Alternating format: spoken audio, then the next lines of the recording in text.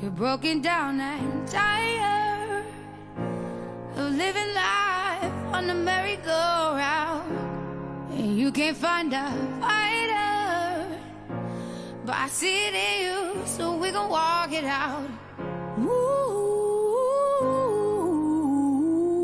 mountains, we gon' walk it out and move mountains. And I'll rise like the day. I'll rise up, I'll rise unafraid. I'll rise up, and I'll do it 1,000 times again. And I'll rise up, I like the waves. I'll rise up, in spite of the ache. I'll rise up, and I'll do it 1,000 times again.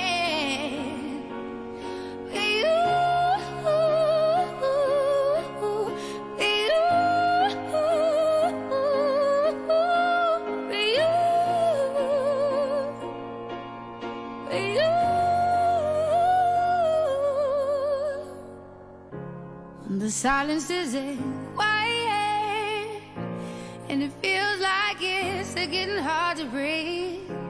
And I know you feel like dying, but I promise we'll take the world to its feet. Move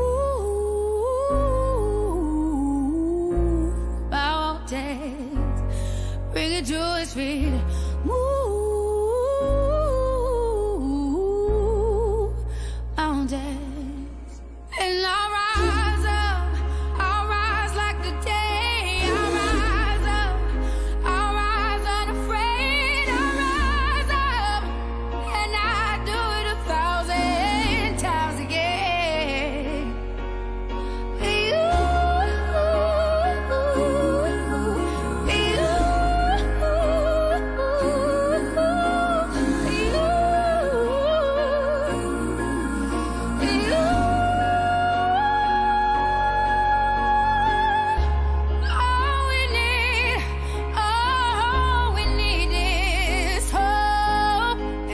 We have each other, and for that we have each other, and we will rise, we will rise, we'll rise, we'll rise. I'll rise up, rise like the day. I'll rise up, in spite of the ache. I will rise 1,000 times again, and we'll rise up. Gina, I need light.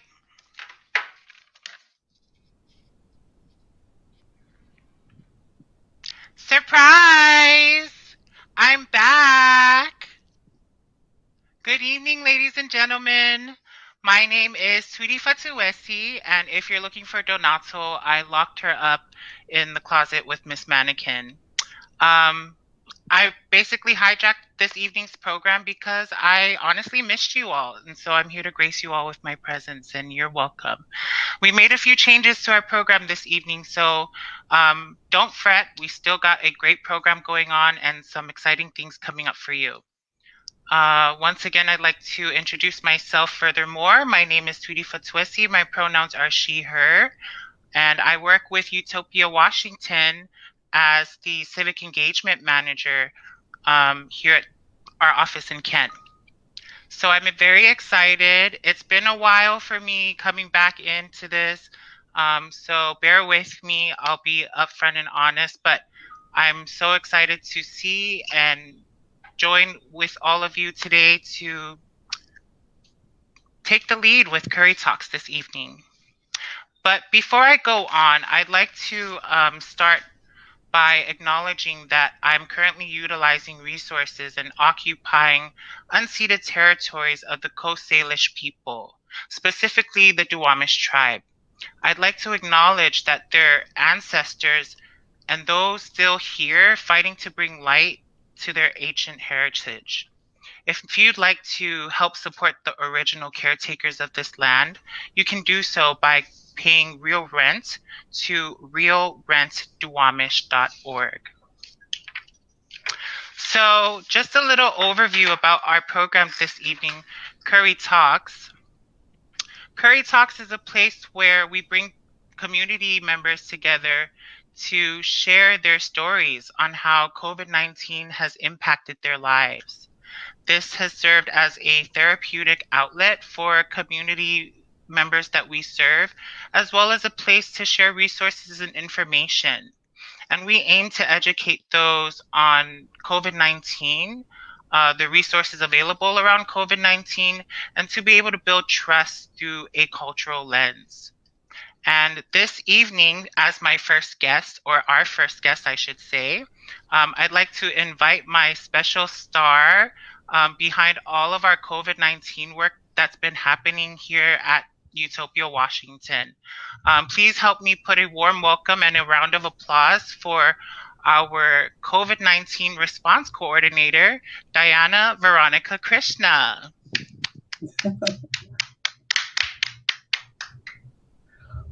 Thank Hi, you. Diana. How are you? Hi, Tweetie. Thank you so much for that warm welcome.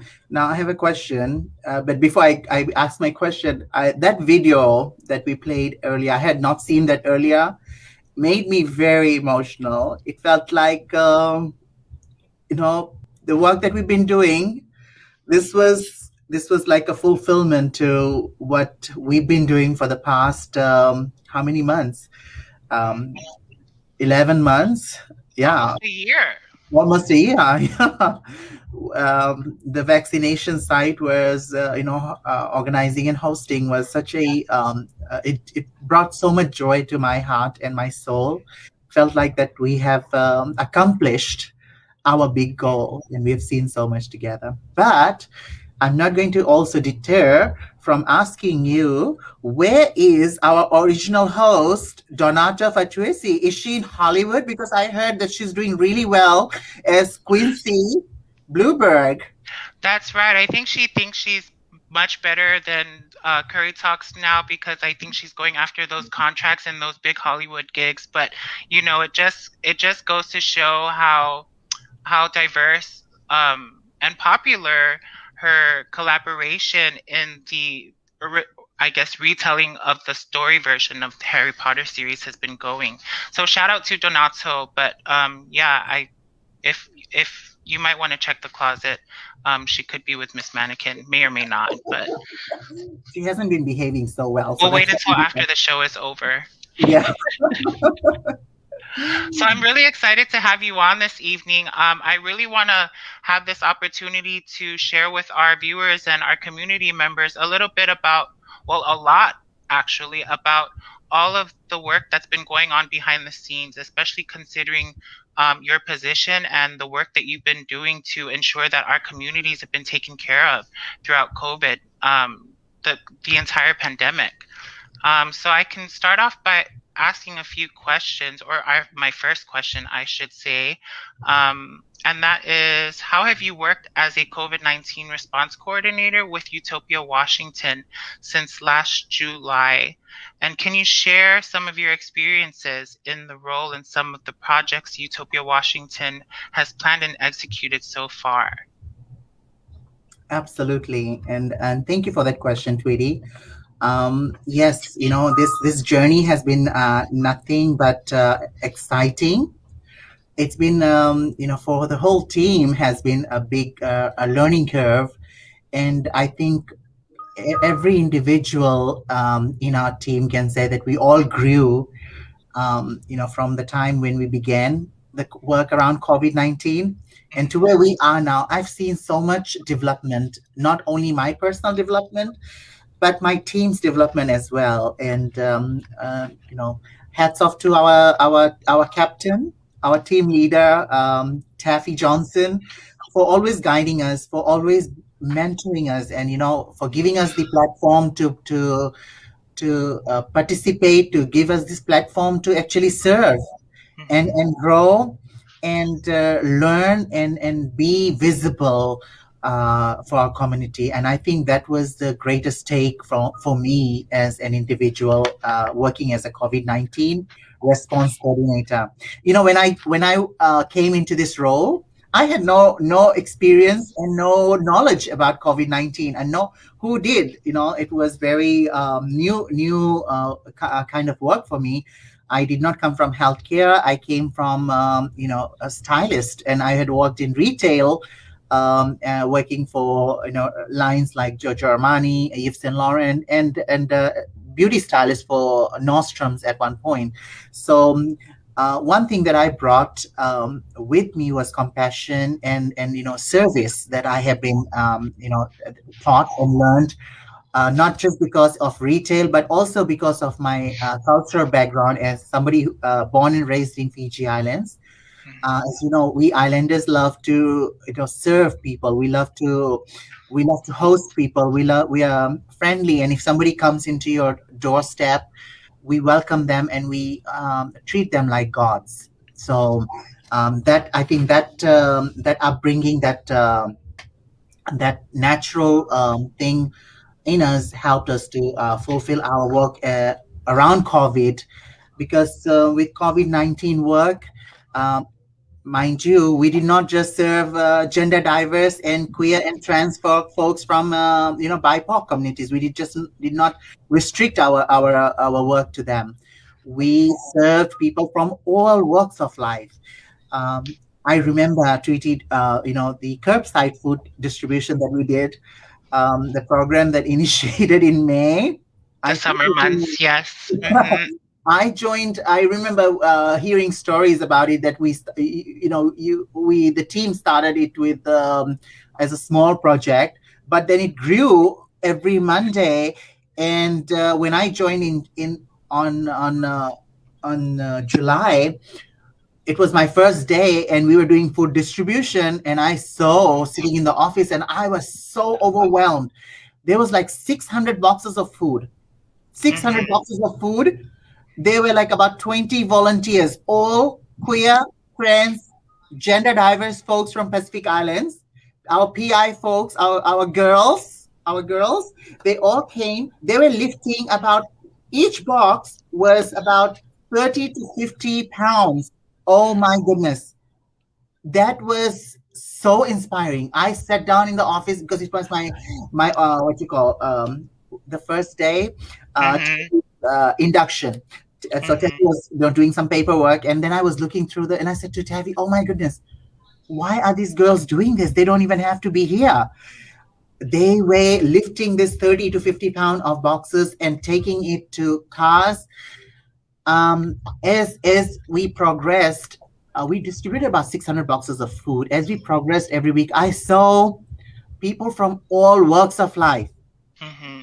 people from all um, sexual orientation, all races. They came. Uh, Not only Pacific Islander folks, they were Black community, African American community, Latino community. They were people from white community that came, and they all. I also remember there were some families that initially were a little bit shy because this organization is queer and trans led, and a queer and trans, uh, serving queer and trans folks. But they were thinking, oh, should we go and use this resource? And they Hmm. did come, and then we were able to build so many relationships through that effort. 600 boxes of food each week, each Monday, until the end of August. If I can also add, that's always been the most surprising aspect of our community work is anytime it's the quick reaction of our own community members, regardless of the of how high the risk has been. They've always our community, our queer and transgender diverse community, have always been um have always put themselves before the needs of others, quick enough to go and I guess get the resources out, or call their that's their first call to action, is to serve. So I really want to highlight all of the efforts of our volunteers, and our in our community, to be able to get those resources out to folks in general. So it's been, yeah, me. I mean, I shouldn't be talking about my experience, so I should be focusing on you. But you're bringing back all of the emotions that have arisen that and continue to resonate with me throughout our whole food distribution program. So yeah, it's been great. Um, And mhm.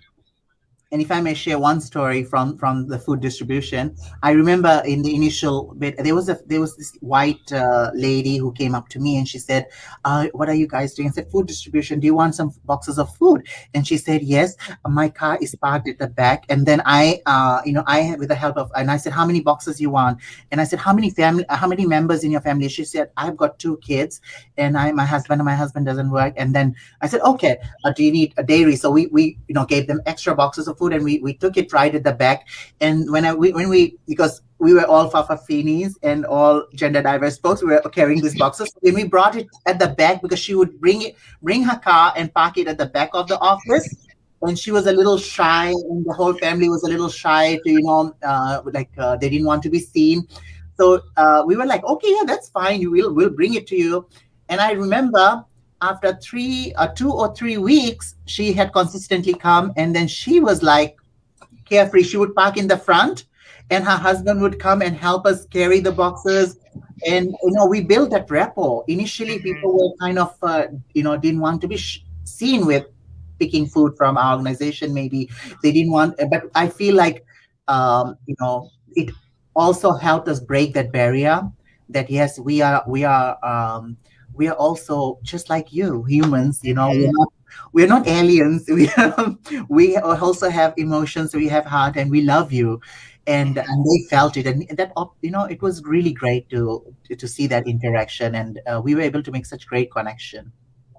That's an amazing story, and I think it's important to keep building those relationships with any of the outreach activities that we have going on, because it further lifts our visibility within society, and we become more and more the trusted messengers around the issues that we're advocating for, to get everyone else involved. So thank you so much for sharing that.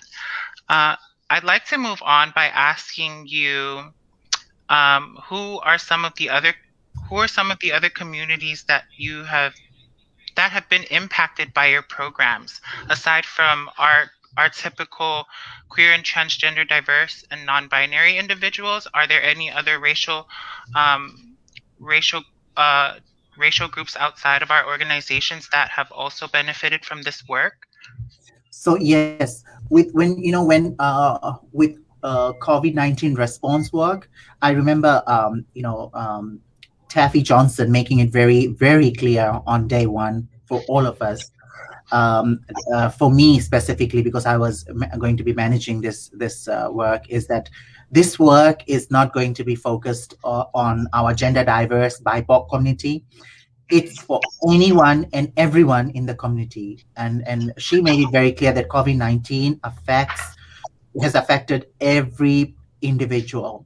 So we were not going to see gender, race, color, those kind of things were not an issue, or those were not even a thing that we looked at when it came to COVID-19, when we wanted to serve. I remember as we transitioned from curbside food pickup, we went into the emergency grocery voucher with the partnership with City of Seattle, and signed up 71 households, which received up to $400 worth of grocery vouchers every month.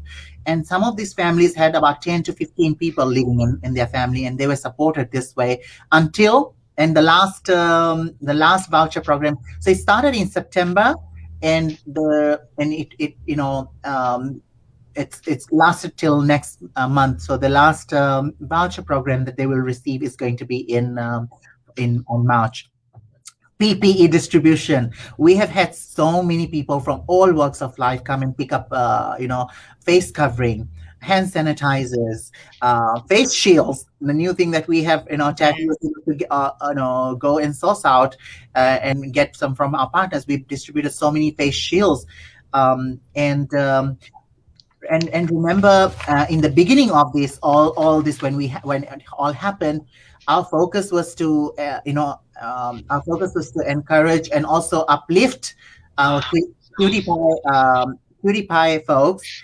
And Taffy sourced out a funding for our sex workers and our queer and transgender folks, gender diverse folks who were unemployed or who did not get the stimulus. Mm-hmm. And we're doing a $300 financial help assistance for utility bills, rent, and groceries.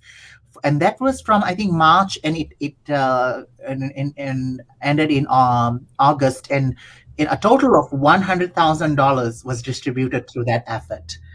um, and alongside, as we grew the program bigger, Mm-hmm.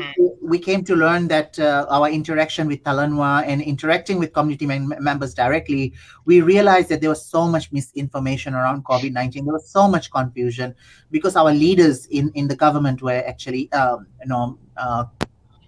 saying something different from the scientific community. So um, we rectified that need to debunk the misinformation, and we created programs around this.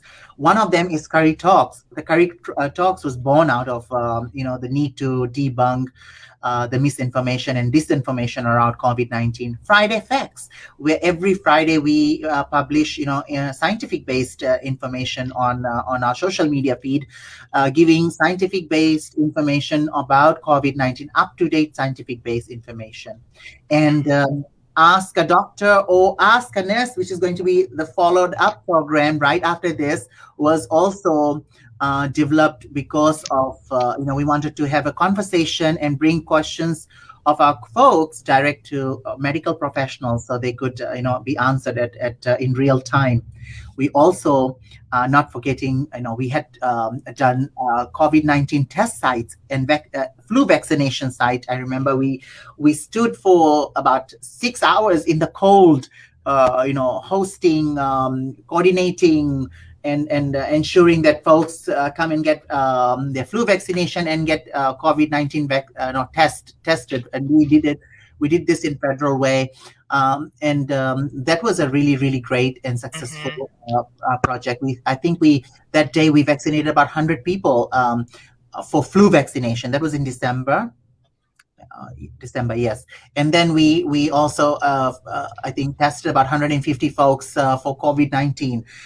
And most recently, which our folks had just seen up a minute ago, or not a minute ago, in the beginning of the show, was the COVID-19 vaccination side, which I feel is the fulfillment of our big effort that we've been doing. Our workers Mm-hmm. out there, we were able to vaccinate our 150 elderly folks from PI communities, and queer, gender diverse folks, also BIPOC, and we have seen all community members come together and get vaccinated. So that was really, really emotional. It was Mm-hmm. a very beautiful experience to see that coming to fulfillment. That's a lot. And I know, like, I'm sure there's a lot more that this is probably you being modest about sharing everything that goes on behind the scenes, because no one anticipated how COVID-19 was going to impact us. And so it's amazing that you've been able to lead this work in your position, to further protect our communities. So I want to shift gears a little bit here and talk a little bit, I guess, go into the vaccination, right? And I know that in January, you and our team, myself included, got vaccinated as part of the Pacific Islander Task Force of Washington's, in collaboration with Swedish Medical. And I guess I'm curious, what can you share about how that experience was for you? Two-part question, I guess. And do you feel confident about making that choice to get vaccinated? And one more question, if I may add, what fears did you have prior to getting the vaccine? So that's a very interesting question, Tweety. You know, with with the vaccination, there was so much also again misinformation, and being the vaccination being prepared within a year, uh, of course, we all had our doubts around it, and I was thinking, okay, is this something that is going to be, um, can I have complete trust in it? Can I? So I started and I think my work as a COVID-19 response coordinator enabled me to do a lot more research about this area. So very quickly, I was able to let go of my fears, because I found out during my research that the vaccination process had been initiated in 1 year, but SARS, the related virus or the disease that to COVID-19, which is SARS, did not just start last year. It has been in there since 2003. So there have been a lot of development and a lot of studies, and there has been a lot of work done around SARS, but not for the same COVID strain. So when they were developing this vaccination, those scientists, they already had been working on similar viruses and similar diseases in the since 2003, because they first rectified it in 2003, and then they've been working on it, and they so this is just not just 1 year of work for vaccination. There has been a lot of other legwork and research that had been done prior on this family of disease and viruses, and COVID-19 is one special one from the same. It comes from the same family, but it is a different child of the SARS COVID, and so that brought a lot of confidence in for me as personally for vaccination, and I feel very honored. Because we work in frontline, or my team and I work in frontline. We go and visit homes. We go and visit COVID patients actually as well, and dealing with the case managements. So this was a great opportunity as a member of the Pacific Islander Health Board. We were given that opportunity because of our work, and the first vaccination was very smooth. It was very well, I think that they planned it really well, and I had very mild symptoms or mild side effects. After the second vaccination, I felt a little more stronger effect of the side effects, but also I knew that my body was preparing the antibodies. So after 2 days or after 2.5 days, I felt very very good, and I now, it's been how many, 2 weeks now or 3 weeks, and I feel stronger maybe, and I feel more confident actually when it And comes that's to it. exactly what was expected, right? That's how you know that the vaccine is working, is when you're feeling some side effects and having adverse symptoms to reacting to the vaccine. So I'm really grateful that you were able to speak on your experience about, so we can begin to break down barriers for those who still have reservations around getting out there and getting the vaccination to further protect ourselves and everyone else, right? So I'm gonna switch gears here a little bit because something funky is going on with my lights. I think Donato is cursing me from wherever the hell she is. Oops. Ooh, Excuse me. That was a slip.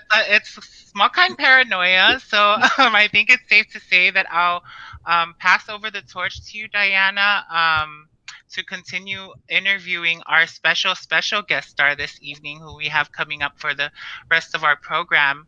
But before we go, we have a little treat for all of you, our special viewers at home. Just a little kiki, just a little something to bid you all farewell. I hope you all have a good evening, but this is me signing off, and we'll see you back in a few minutes. thank you, Tweetie. Thank you Have a so good much. evening.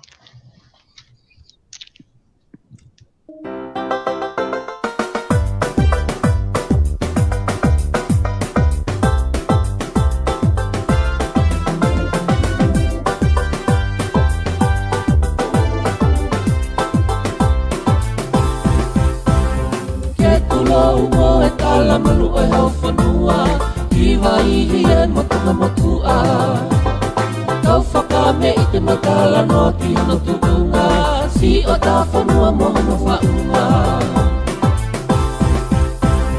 ke tulo mo e tala malu o hau whanua i waihi e motunga motua kau whakame i te matala no ti hano tukunga si o ta whanua mohono whaunga o ka poho hau e patani mua pea lalanga e tuka i orunga e toka tuka tuku tuku a pea hiri o hana kau mua ka hapu ka pi a taru mei mua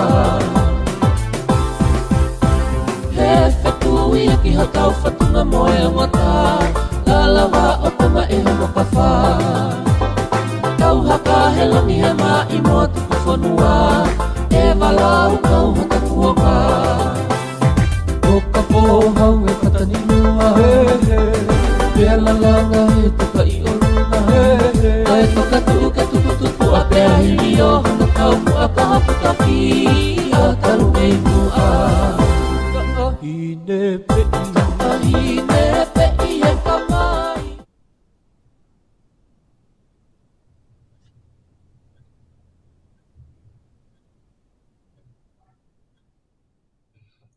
Thank you, and welcome to Ask a Nurse. Today we have a little surprise.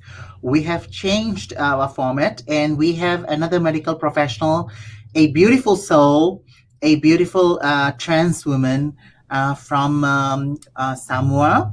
And she is our sister. She is a registered nurse and has been in this medical field for more than 20 years. And today we will be, having a conversation with her. We'll be having a Talanoa session with her to see how, COVID-19 looks like through her lens, and how she has seen patients, she's seen community members, and she's seen folks react and what's happening with vaccinations as well. So we'll touch all those little topics. And without further ado, I would like to welcome our beautiful guest, Arizona Veavea.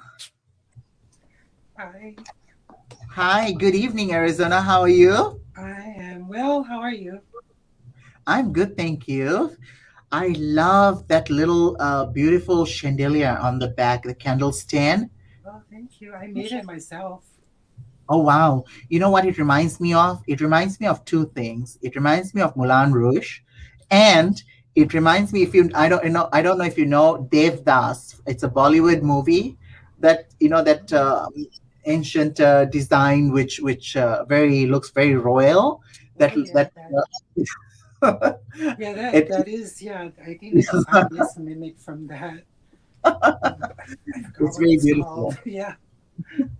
So, Arizona, I would like to give you this opportunity to introduce yourself and say something about your work and how, what you do, and how long have you been in this, the career that you have been in.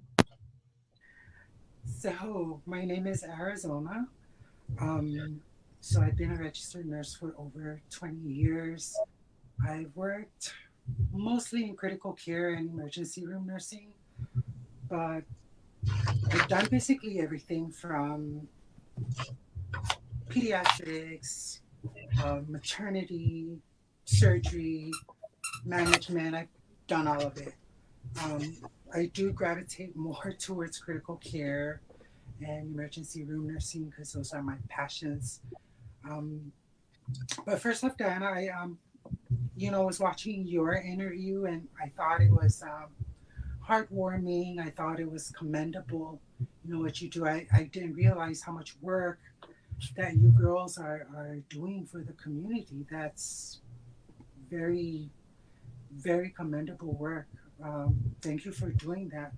Also, I wanted to address the fears of the vaccine and stuff like that. I just wanted to get that out of the way before I lose my train of thoughts. But you know, there was speed in how they came up with the Moderna and the Pfizer vaccines. Um, they did it they did it in such a way that's astonishing, and a lot of people are doubting it. But scientists have assured us that safety was not compromised when they were developing those vaccines. So it's absolutely safe to give it because of the advancement in scientific platforms and things like that. That's the only reason why they got it out fast. And then the new mRNA vaccines are new as well. Of course, it existed way back when, but this is the first time that they were able to distribute it. So just wanted to make sure that we touch upon that before we go further into. Absolutely, and thank you for sharing this, Arizona. I just heard this morning in the news that, and I listen to NPR every every morning when I'm driving to work, and I heard that this morning that they are, the Johnson and Johnson. Johnson has Yeah, one. the vaccination is almost ready. They're going to do a presentation on Friday to FDA, and there has been great, um, great what you call positive impacts or positive results from that as well, which would be really great for to meet the capacity of those communities where the Moderna, and because the Moderna and the Yeah, Pfizer that's good. vaccination has a little more extra things that needs to be done, like it needs to be freezed and kept at certain temperatures, whereas the Johnson and Johnson does not require those special, if Yeah. So the Moderna and the Pfizer ones, yeah, they have to be at a certain temperature, like below freezing temperatures. So it's very difficult to, let's say, have them travel from here to another place. It's very, very difficult. And sometimes the facilities that will receive those vaccines are not able to store anything that cold in any regular refrigerator because regular refrigerators does not go down that low. Whereas the Johnson and Johnson one, actually it can be any temperature in any refrigerator. So that's a positive for the Johnson and Johnson. However, the efficacy of the Johnson and Johnson vaccine is a little different. So we do remember that the Moderna and the Pfizer ones are about 94-95% effective. So the Johnson and Johnson is about 72% in this country. I believe it's lower in other countries as well. But then there is one other positive thing that they did mention is that they had never sent anyone to a hospital, and nor did anybody die when they were doing the trials. So what it's basically saying is that for long-term effects, it looks like it's a little more effective than the Pfizer and the Moderna vaccines. But for me, if you have Pfizer, Moderna, whatever you have in front of you, take it. Don't wait to get another vaccine or you think the other one is better than the other. Um, so another thing I wanted to bring up was that the what was it? Oh gosh, I forgot. Never mind. it always happens to me, so I understand what. So Arizona, that's a very interesting thing that you mentioned, that whichever vaccine is available, get it.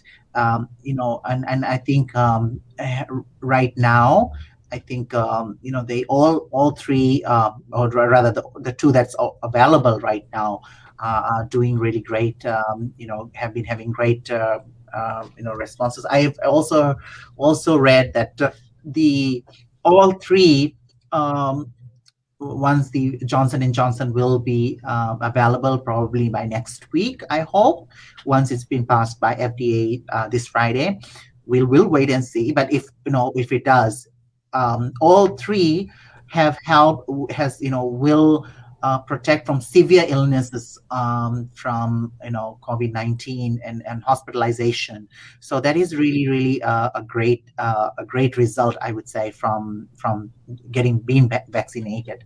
Now, um, speaking about hospitalization, I know that you have been working around this last year, and you've been in this profession for say 20 years now, right? Arizona, I have a question. I think viewers want to know. When did you start? When you were like 2 years old, you started nursing? Because you're like Yeah. 22 right now, right?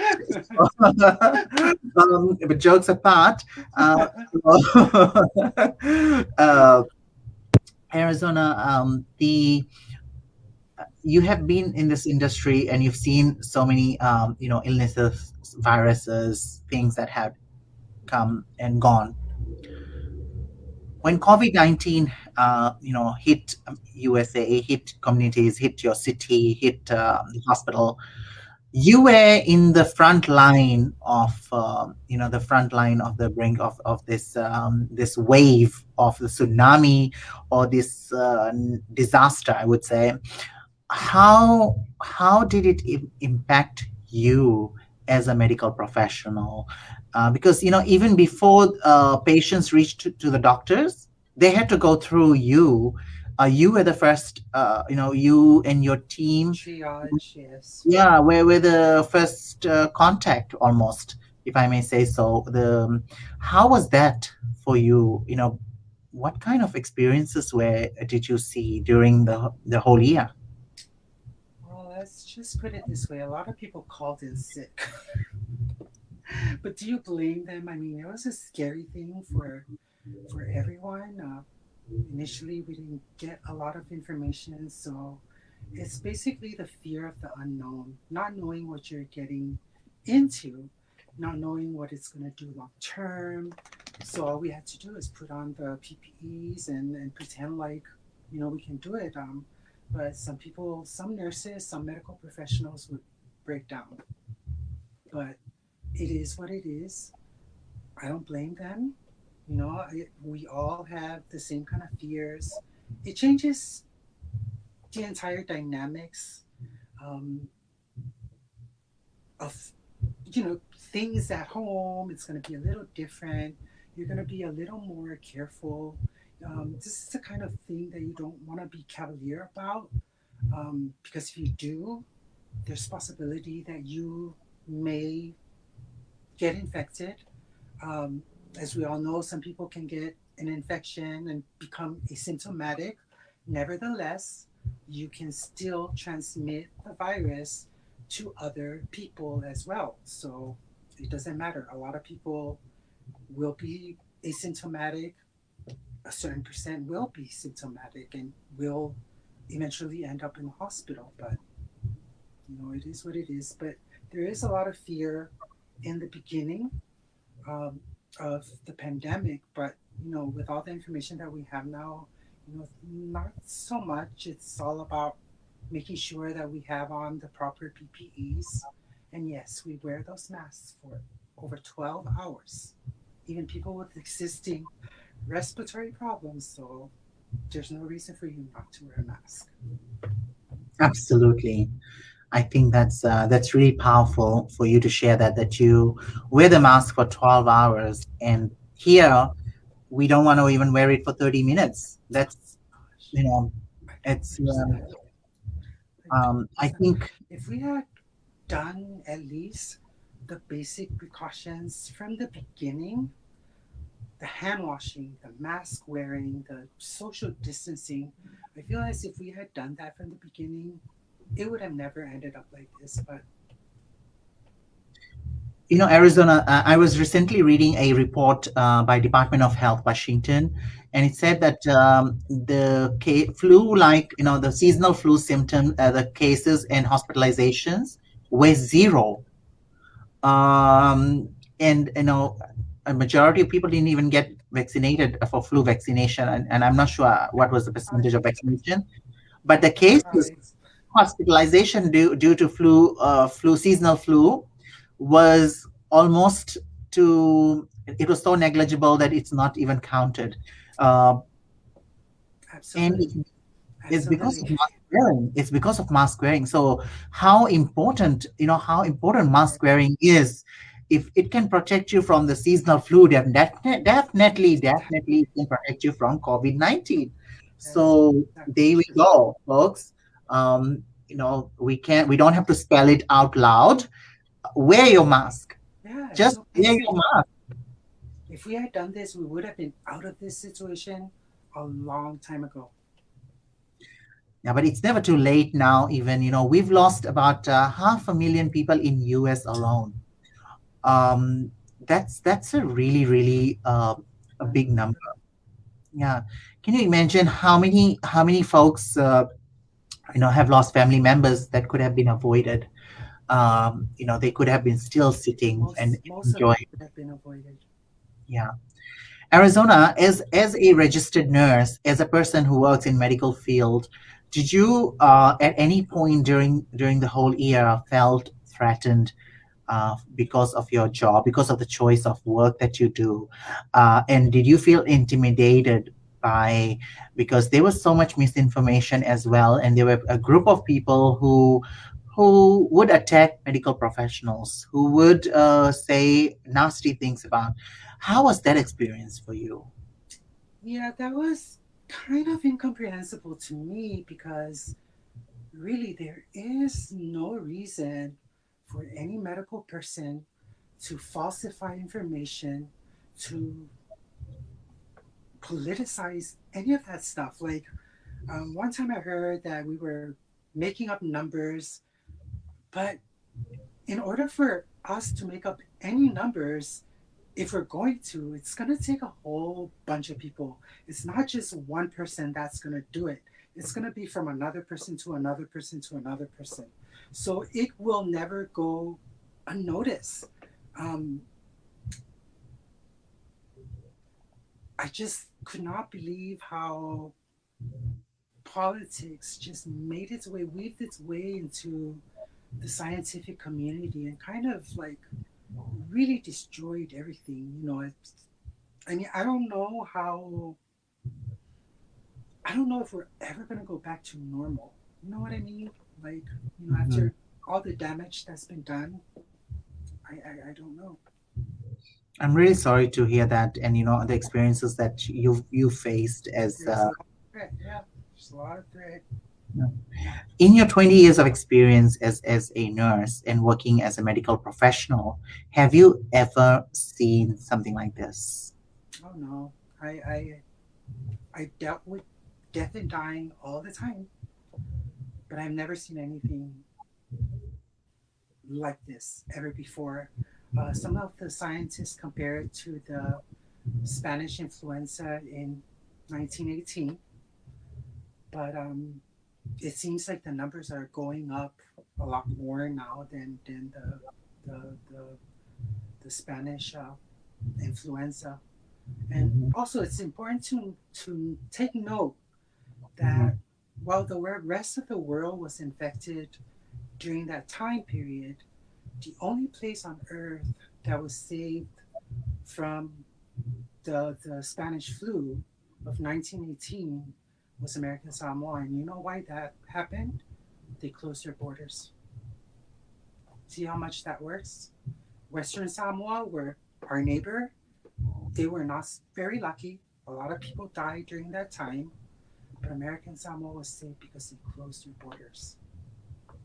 So, and I think in today's time, that same fact we saw with leaders who chose to do that, like in New Zealand, Fiji, yes, my God. Western, If we were all again like American New South. Zealand, oh my God, Yeah.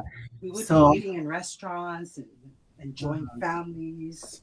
I have families and friends living in New Zealand, and I see their posts on social media, and I see that they don't wear masks. They don't, they don't have to, because it's I not in love it. cases. If there is a case, if they find one case, they all go in lockdown and do the things Right. so well. Well, I know this was a great, I think, also a great learning experience for all of us. I hope so. And mhm.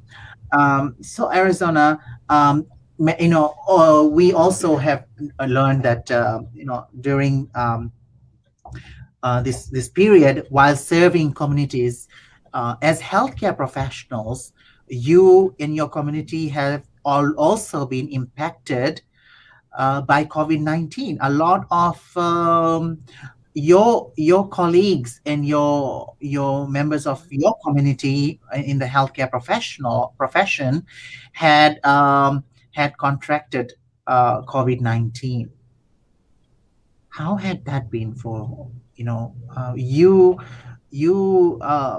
sacrifice everything and put yourself in the harm's way and in danger, and then one day you find out that you have COVID-19. I'm not saying specifically you, but your people from the medical profession.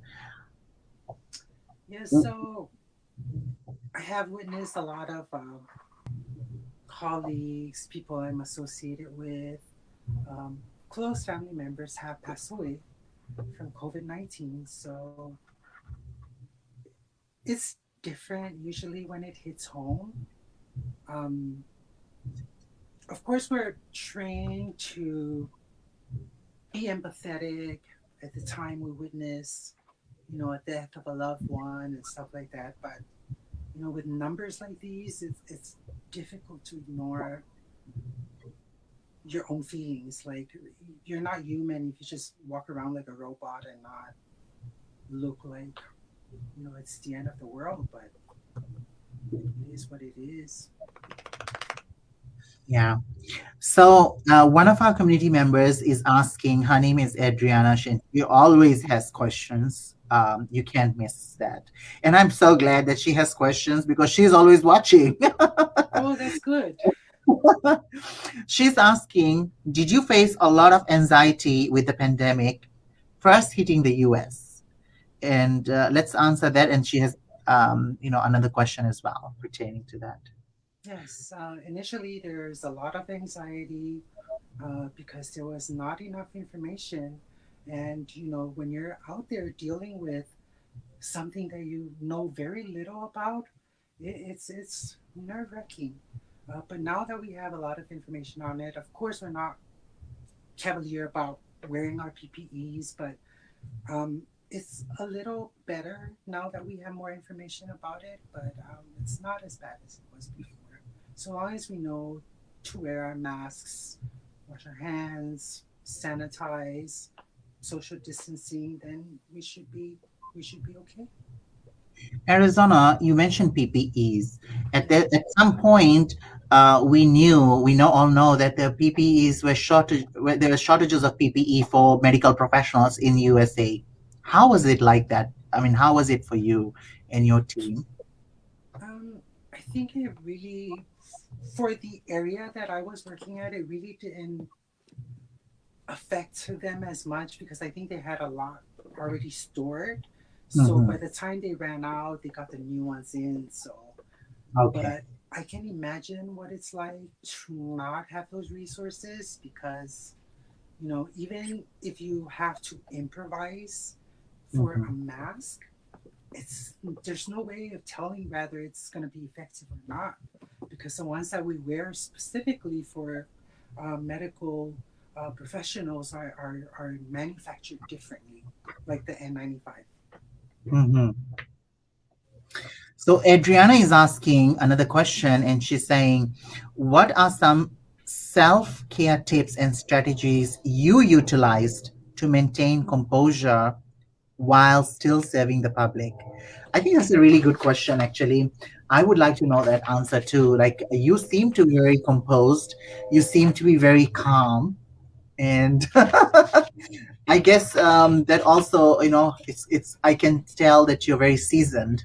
So, what are some of the self-care tips and strategies you utilize Yeah, it's funny you apart from being mention that beautiful? because um, my family's always asking me questions like, my goodness, whenever something happens, everybody's running around like panicking, like chickens with their heads cut off. And I'm just like taking my sweet old time, just analyzing the situation. But I think that's why it's because when you see a lot of death and dying in your time, everything else seems so petty. You know what I mean? Hmm. Like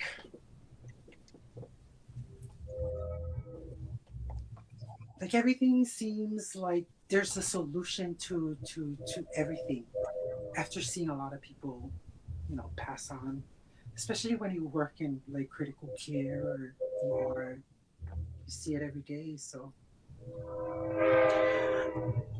Now I see that we have a special guest, Arizona. Would you like to introduce who is this guest trying to take over our show? We've never had a special guest like that on oh, Ask a Nurse or Ask a Doctor. So we are very interested. I'm sure our viewers are very interested so as well. this is Nico. Oh,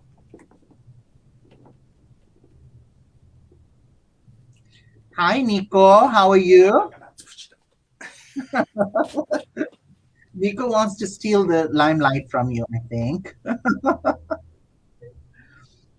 So, Arizona, we spoke a little bit in the beginning about vaccination and how vaccinations can positively impact communities and building confidence. What message do you have for folks that are still sitting on the fence?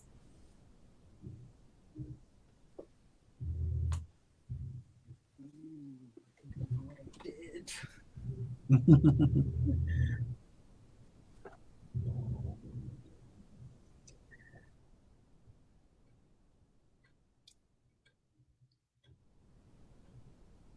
I think we lost Arizona for a second over there, and I think there is a technical issue. We may have lost Arizona, but it was really, really good conversing with her. It was, great to learn from her that her experiences with COVID-19 and seeing how she is maneuvering. Her journey as a registered nurse and serving communities in emergency ward and in critical care, and the kind of folks that she's meeting every day. My before she comes back, I would like to encourage each one of you viewers, when you see a doctor, when you see a nurse, when you see somebody working in the front line, when you see somebody at a grocery store, packing things on the shelf for you to come and pick those grocery items. Say thank you. It'll make a big difference. Smile at them through your mask because people can still see you are smiling. I can tell when somebody's smiling at me, even they're wearing mask. If you see a nurse, a doctor, a healthcare professional, if you see a grocery store worker, somebody who works in the front line, please say thank you. Thank you, as a little word, but it'll make a big difference in their lives. And especially for the hard work. They put themselves in harm's way, in danger every day, so that people like you and I, can get served. She's back. She's back. You just can't see her. Okay. So, Arizona is back, I believe. And we are going to ask her one last question, and then we'll, um, I think there is a technical difficulty. Sometimes we have, because this is a live event, and what happens is with live events, internet and things, network affects our broadcast. And I'll wait for a couple of seconds for her to join again. I see that she's coming back on screen. I know there was a special guest at today with Arizona. And right now, I think Arizona and the guest is actually having a little fight, a little argument. Who's going to take the limelight? Because that guest wants to be the center of the show. That little cutie pie that Arizona was holding earlier. Hi, Arizona. Can you hear me? Are you back?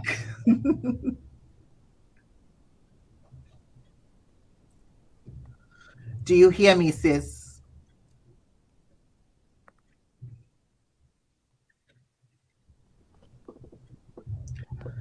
Let's see. Let's give Houston reporting. Houston, one, two, three.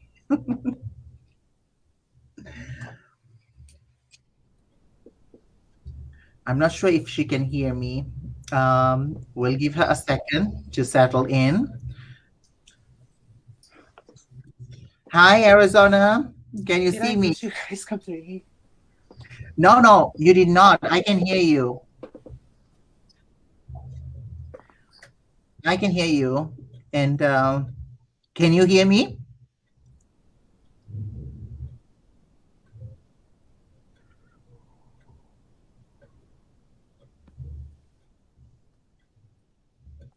I think there is a technical issue. Probably she can't hear us from this side. She can't hear me. And that is always possible because of the network. And we've been having, very jumpy Hello. network.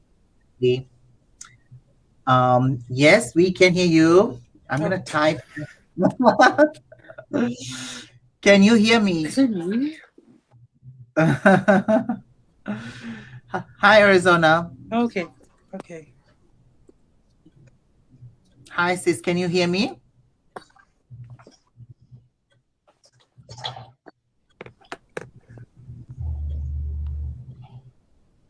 Okay. I think it's stable. All right. So, welcome back. That was a little break you Oh took. man. All right. Now, if you can hear me, um, Arizona, if you can hear me, can you wave your hand?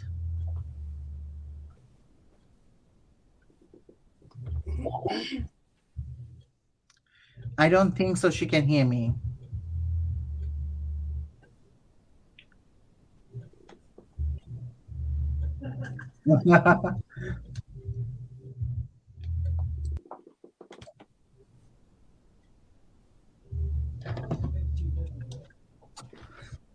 Okay. So, we'll try to Let's just tag me on this thing. let me let me just send her a message to say to unmute. I think she hasn't unmuted. Um,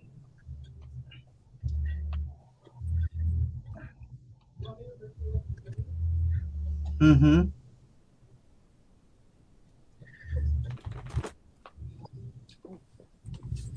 I think she's going to unmute her screen because I think she can't hear me because she's on mute.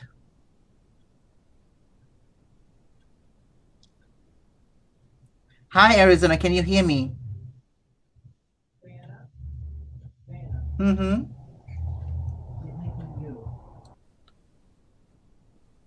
I think mine is on mute, right?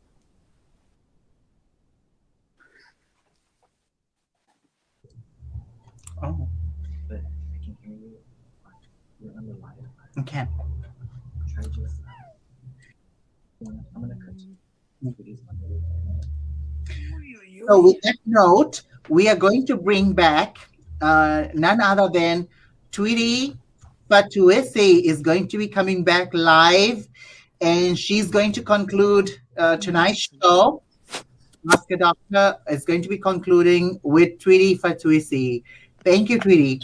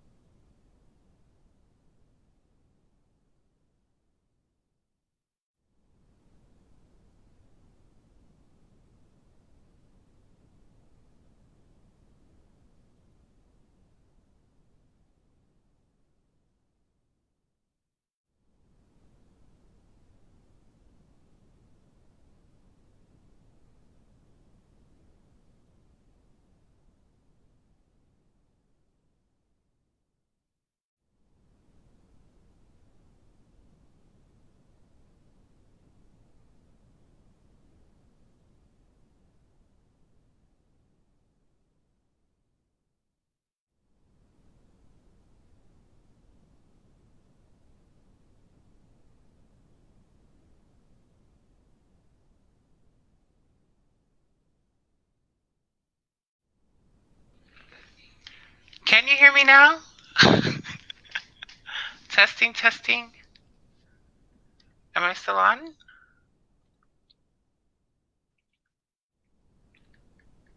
can't hear you. You're muted, sweetie. You're muted.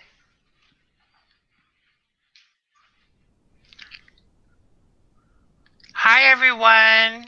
Sorry about that. Can you hear me now? We were having some technical issues on our side, but I don't have much else to say except I'd like to express some deep gratitude and thanks to Diana Krishna for being my special guest of honor this evening, and a shout out to Arizona Veavea for also joining us as well. We hope that you all have yourselves a good evening, and special shout out to Jaren in the background working to bring this program to you all. Thank you all so much once again for tuning in, and we'll catch you all on the next show. So take care. Have a good night. And Nato may or may not come back next time. So, but toodles.